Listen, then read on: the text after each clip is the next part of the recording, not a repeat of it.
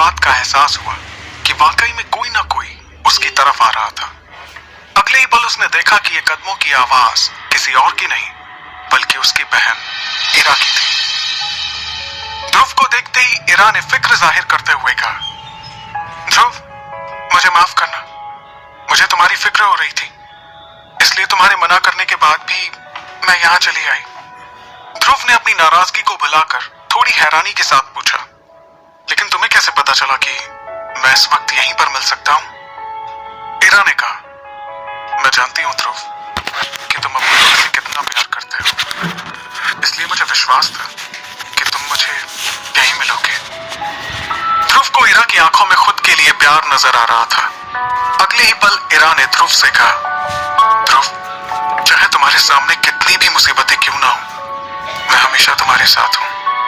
इरा का अपने लिए ये लगाव देखकर ध्रुव के चेहरे पर एक मुस्कुराहट आ गई, लेकिन अगले ही पल ध्रुव को अपनी परेशानी याद आई और उसने इरा से थोड़ा सा हिचकिचाते हुए पूछा, इरा, क्या तुम्हारे पास कुछ सोने के सिक्के रखे हुए हैं? ध्रुव के मुंह से ये बात सुनकर इरा को हैरानी हुई, क्योंकि आज तक उसे कभी भी पैसों की जरूरत नहीं पड़ी थी, और पड़ती भी तो उसके पिता अरेंद्र हमेशा उसका ध्यान रखते थे। लेकिन आज अचानक ध्रुव को पैसों की जरूरत क्यों पड़ गई, ये सवाल इरा के मन में चल रहा था। इरा ध्रुव से कुछ कहती उसके पहले ही ध्रुव ने कहा, मैं बाबा को परेशान नहीं करना चाहता, मेरी वजह से उन्हें पहले ही सबके सामने काफी शर्मिंदा होना पड़ा है। तब इरा ने ध्रुव को भरोसा दिलाते हुए कहा, क्या 1000 सोने के सिक्के काफी होंगे? ध्रुव ने बिना देर के तुरंत जवाब दिया, हाँ बिल्कुल, और मैं पूरी कोशिश करूंगा कि ये सिक्के तुम्हें जल्द ही लौटा दूं। शुक्रिया इरा इस मदद के लिए। ध्रुव की इस बात पर इरा ने मुस्कुराते हुए कहा, इसकी कोई जरूरत नहीं है ध्रुव। इतना कहने के बाद इरा ने पूछा, क्या मैं जान सकती हूँ कि तुम्हें इतने सोने के सिक्कों की जरूरत क्यों पड़ी? क्या खरीदना चाहते हो तुम? क्या मैं भी तुम्हारे साथ बाजार घूमने चल सकती हूँ? ध्रुव इस बारे में इरा को ना ही साफ साफ मना कर सकता था और ना ही उसे ज्यादा कुछ बता सकता था, पर क्योंकि इरा उसकी मदद कर रही थी, इसलिए ध्रुव ने हामी भरते हुए कहा, ठीक है, कल हम बाजार में साथ खरीदारी करने चलेंगे। इतना कहने के बाद दोनों के चेहरे पर एक मुस्कुराहट आ गई।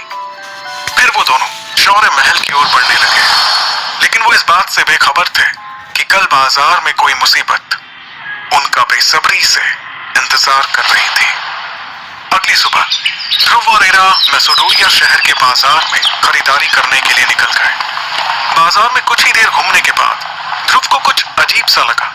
उसने गौर किया कि रोज के मुकाबले आज का बाजार कुछ अलग नजर आ रहा था। हालांकि उसे बाजार में शौर्य दल के सैनिक भी नजर आ रहे थे, लेकिन उसकी नजर कुछ ऐसे लोगों पर गई जो किसी भी तरह से व्यापारी नहीं लग रहे थे। उन्हें देखकर ध्रुव को समझ आ गया कि यकीनन ये लोग जासूसी कर रहे हैं। तभी ध्रुव और इरा के कानों में एक आवाज पड़ी, अरे ध्रुव और इरा, आप दोनों यहाँ? इतना सुनते ही उन दोनों के पैर वहीं पर रुक गए। जैसे ही उन्होंने पीछे पलट कर देखा तो एक मुस्कुराता हुआ शख्स उनके सामने आकर खड़ा हो गया। ये शख्स कपड़ों से शौर्य दल का ही लग रहा था। ध्रुव उसे पहचानने की कोशिश कर रहा था। उस शख्स ने कहा, आप दोनों मुझे नहीं जानते, लेकिन मैं आपको पहचानता हूँ। मुझे आपके पिता ने बाजार की सुरक्षा की जिम्मेदारी सौंपी है। मेरा नाम सोरेन है। उस शख्स के बारे में इतना जानने के बाद ध्रुव के चेहरे पर एक मुस्कान आ गई। उसने कहा, ओह, बाजार को देखकर ऐसा लग रहा है कि आपने बहुत ही अच्छे से यहाँ पर सब कुछ संभाल रखा है। सोरेन ने तुरंत जवाब देते हुए कहा, जी हाँ, आप बताएं, बाजार में आप क्या खरीदारी करने आए हैं? मैं आपकी थोड़ी मदद करवा देता हूँ। नहीं नहीं, इसकी कोई जरूरत नहीं है। अगर हमें किसी चीज की जरूरत होगी तो हम आपको याद कर लेंगे, ठीक है? लेकिन अगर आपको किसी भी चीज के लिए मेरी जरूरत पड़े तो सिर्फ एक सीटी बजा दीजिएगा, मैं या मेरे सैनिक हाजिर हो जाएंगे। सोरेन की इतनी बात पर ध्रुव और इरा दोनों मुस्कुराते हुए खरीदारी के लिए आगे बढ़ गए। लेकिन कुछ देर बाद इरा को भी ऐसा लगा कि बाजार में कुछ ना कुछ गड़बड़ तो जरूर है।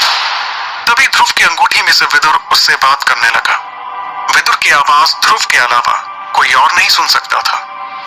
विदुर ने ध्रुव को सचेत करते हुए कहा, तुम बिल्कुल सही समझ रहे हो। यहाँ कुछ भी ठीक नहीं लग रहा है। फिलहाल तुम्हें एक बात का सबसे खास ध्यान रखना है, और वो ये है कि तुम जो भी सामान खरीदो वो किसी के हाथ नहीं लगना चाहिए। विदुर के इतना कहने के बाद ध्रुव ने जड़ी बूटियों का सारा सामान इरा के हाथों में थमाते हुए कहा, भले ही तुम मेरी बहन नहीं हो, और सच बताऊं तो मैं ये भी नहीं जानता कि तुम कहां से आई हो या फिर तुम्हारी हकीकत क्या है, लेकिन मैं वादा करता हूं कि तुम्हारी हिफाजत के लिए मैं हमेशा तैयार रहूंगा। ध्रुव के इतना कहते ही इरा के चेहरे पर एक मुस्कान आ गई और उसने प्यार से ध्रुव को गले लगा लिया। तभी विदुर ने ध्रुव की तारीफ करते हुए कहा, अरे वाह, तुम तो अपना फर्ज बहुत अच्छे से निभा रहे हो। इस बीच अचानक ध्रुव की नजर फिर उन लोगों पर गई जो उसे थोड़े अजीब लग रहे थे। उसने इरा से कहा, इरा, तुम ये सामान लेकर यहाँ से निकलो, मैं थोड़ी देर में तुम्हें बाजार के बाहर मिलूंगा। तब तक मैं ये पता लगाकर आता हूँ कि ये लोग कौन है और किसकी जासूसी कर रहे हैं। इरा ध्रुव को छोड़कर नहीं जाना चाहती थी, लेकिन ध्रुव के दबाव बनाने पर इरा एक दूसरे रास्ते से बाजार से बाहर निकलने के लिए आगे बढ़ी। वहीं दूसरी तरफ ध्रुव उन जासूसों की सच्चाई जानने के लिए दोबारा बाजार की तंग गलियों में जाने लगा। इरा अभी आगे बढ़ी ही थी कि कोई उसका रास्ता रोककर उसके सामने खड़ा हो गया। इरा ने जैसे ही अपनी नजरें उठाई तो देखा कि उसके सामने एक लंबा चौड़ा लड़का खड़े होकर मुस्कुरा रहा था। उसकी गर्दन पर कंकाल का एक टैटू बना हुआ था। वो कंकाल के टैटू वाला लड़का कुछ कहता उससे पहले ही इरा ने सीधे और सपाट लहजे में कहा, देखो मैकी, मैं जानती हूँ कि तुम आमिश दल के लीडर के बेटे हो, लेकिन मुझे इससे कोई फर्क नहीं पड़ता। मेरे सामने से हट जाओ, मुझे कुछ जरूरी काम है। इरा की इस बात पर मैकी ने मुस्कुराते हुए कहा, ठीक है इरा, तुम करो ना अपना काम। जब तक तुम बाजार में अपना काम खत्म करोगी तब तक मुझे तुमसे बात करने का थोड़ा मौका भी मिल जाएगा। इरा ने अपने उसी तेवर को बरकरार रखते हुए कहा, मैकी, मुझे तुमसे बात करने में कोई दिलचस्पी नहीं है। बेहतर होगा कि तुम मेरा रास्ता छोड़ दो। इरा के इस तरह के बर्ताव पर मैकी को अंदर ही अंदर गुस्सा आ रहा था। फिर भी उसने अपने चेहरे पर मुस्कुराहट को बनाए रखा और अपनी जैकेट से एक ब्रेसलेट निकालकर इरा को दिखाते हुए कहा, ये खूबसूरत ब्रेसलेट देख रही हो इरा, मैंने ये तुम्हारे लिए लिया है। फिलहाल तुम इसे रख लो, हम किसी और दिन साथ बाजार घूम लेंगे। इरा मैकी को मना करने ही वाली थी कि तभी उसकी नजर ब्रेसलेट में लगे हुए एक मेटल पर गई। ये मेटल ध्रुव की शक्ति बढ़ाने में काम आ सकता था। इस मेटल को देखकर इरा का मन बदलने लगा और उसने मन ही मन सोचा, मैं ये ब्रेसलेट रख लेती हूँ, इसमें लगे मेटल को निकालकर ध्रुव को दे दूंगी और इस ब्रेसलेट को फेंक दूंगी। मन ही मन ये सोचते हुए इरा ब्रेसलेट की तरफ देख रही थी, जिसे देखकर मैकी के चेहरे पर एक शातिर मुस्कान आ गई। इरा को किसी सोच में डूबा देखकर मैकी ने कहा, इरा, इसमें इतना सोचने की जरूरत नहीं है। चौरे दल और आमिश दल दोनों ही मेसोडोरिया शहर के सबसे अच्छे दलों में से हैं। हम लोगों में इस तरह के तोहफे देना एक आम बात है। इरा का ध्यान मैकी की बातों पर नहीं बल्कि ब्रेसलेट में लगे मेटल पर था।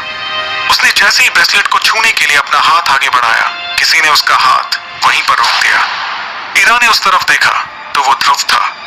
ध्रुव ने इरा से नाराजगी के साथ कहा, क्या तुम्हें पता नहीं कि ये किस तरह का इंसान है? इरा से इतना कहने के बाद ध्रुव ने मैकी की तरफ देखा और कहा, मैकी, तुम इस ब्रेसलेट को अपने पास ही रखो, इरा को इसकी कोई जरूरत नहीं है।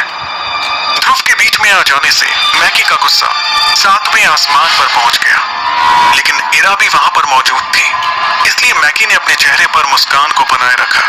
उसने कहा, मैं तो इरा को तोहफे में सिर्फ ये ब्रेसलेट देना चाहता हूँ, ये इतनी बड़ी बात भी नहीं है।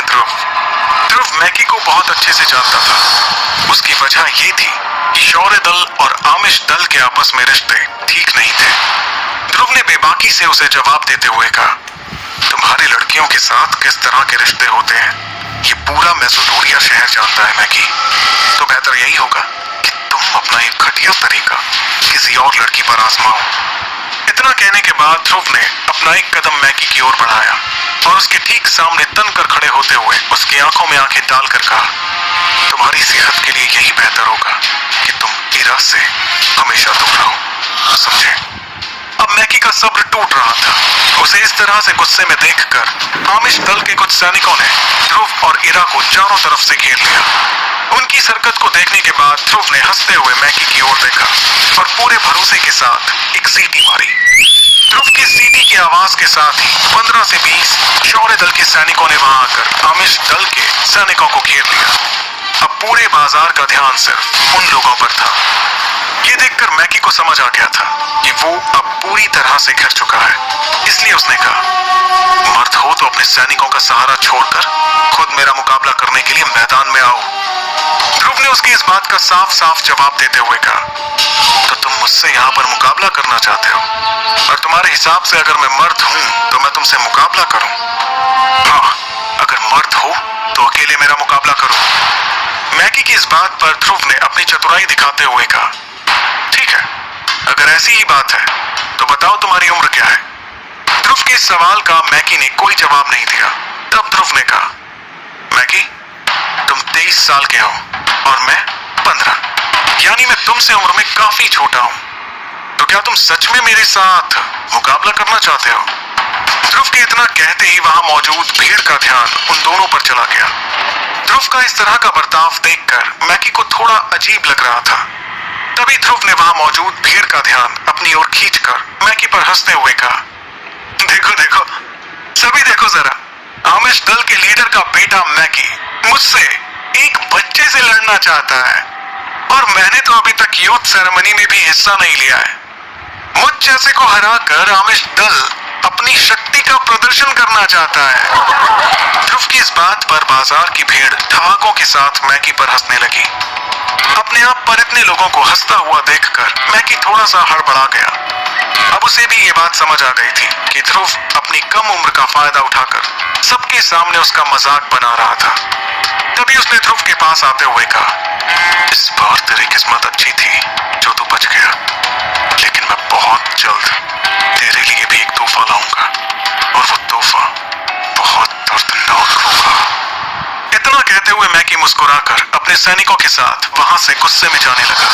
वो आगे बढ़ा ही था कि अचानक उसने तुरंत पलटकर ध्रुव की तरफ देखा और सवाल किया, अरे हाँ, मैं एक बात तो पूछना भूल ही गया।